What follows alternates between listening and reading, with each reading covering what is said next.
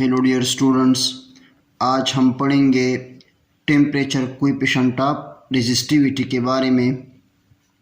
Temperature coefficient of resistivity के लिए expression हमारे पास क्या होती है, एक्सप्रेशन किस चीज़ के बराबर होती है, इसके बारे में पढ़ेंगे।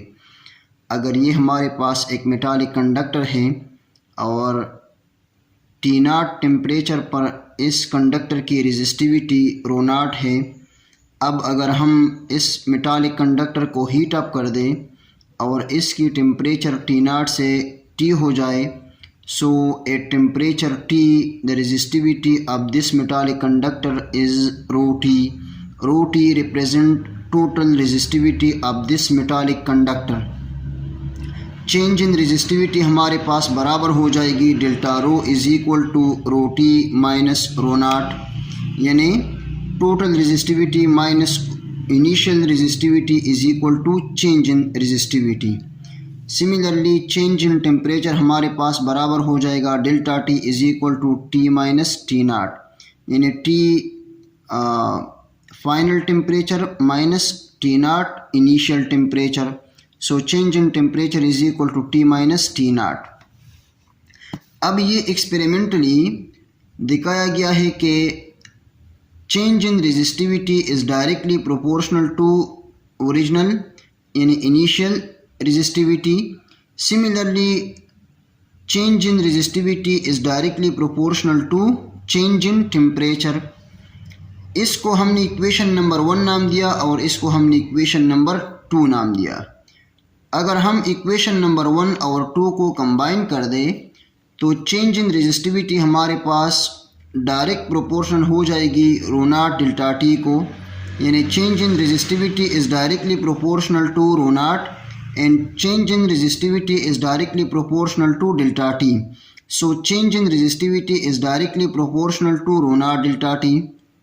अब अगर हम इस साइन ऑफ प्रोपोर्शनलिटी को हटा दें और इसकी जगह हम इक्वल और कांस्टेंट को पुट कर दें तो डेल्टा रो हमारे पास बराबर हो जाएगी constant into ρ0 delta T। Delta rho is equal to constant की जगह हमने यहाँ पर पुट कर दी अल्फ़ा इंटू ρ0 डेल्टा T, यानी अल्फ़ा जो है ये यहाँ पर कांस्टेंट ऑफ प्रोपोर्शनलिटी है।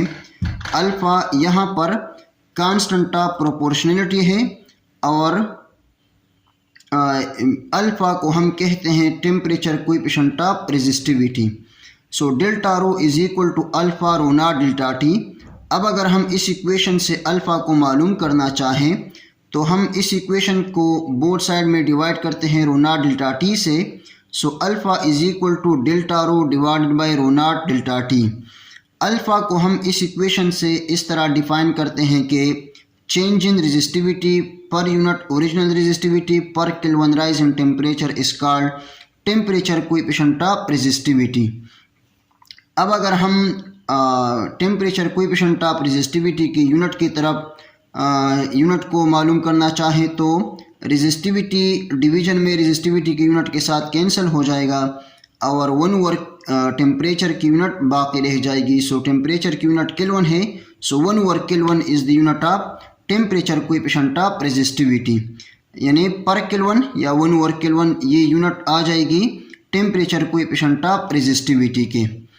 अब अगर हम टोटल रेजिस्टिविटी को मालूम करना चाहें तो डेल्टा रो हमारे पास बराबर है अल्फ़ा ρ0 डेल्टा T के और डेल्टा रो हमारे पास बराबर है ρT माइनस ρ0 के। So ρT minus ρ0 is equal to alpha ρ0 delta T। अब अगर हम इस ρ0 को यहाँ पर ले लें तो ये यहाँ पर नेगेटिव है, अगर हम इसको इक्वेशन के इस साइड पर ले लें तो ρ0 जो है ये पॉजिटिव हो जाएगी। So ρT is equal to ρ0 plus alpha ρ0 delta T। अब अगर हम इस इक्वेशन से ρ0 को कॉमन ले लें तो ρT हमारे पास बराबर हो जाएगा total resistivity is equal to original resistivity means initial resistivity into 1 plus alpha delta T, यानी ρ0 यहाँ से कॉमन हुआ तो यहाँ पर 1 आ गया। सो 1 प्लस अल्फ़ा डेल्टा T। तो ये है हमारे पास एक्सप्रेशन टोटल रेजिस्टिविटी के लिए। Thank you very much and all the very best of luck.